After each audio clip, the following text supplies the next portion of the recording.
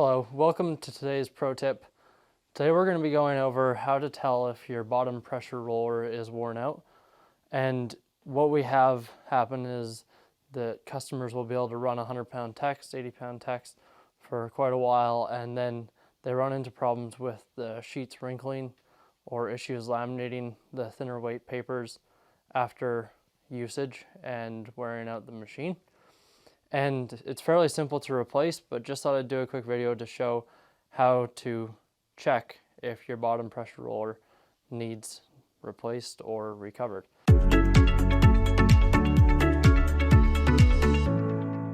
So today we've got the Cheetah S15. This is our single-sided laminator and specialty finisher.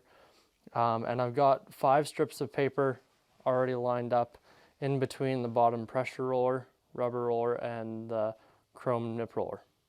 So what we're doing here is we've cut these strips of paper and put them between the rollers. We'll go ahead onto the screen and hit the main roller, which is now pressured up the main roller, to tell if our bottom pressure roller has been warped, or if it has a divot, or if it's worn out. So what we'll find is this is a brand new machine, so all of these pieces of paper will be very well secured between the rollers. With a worn out roller, as we go to the center, what we'll find is the edges will be very secure, and then as we get closer to the center, they start to pull out quite easily.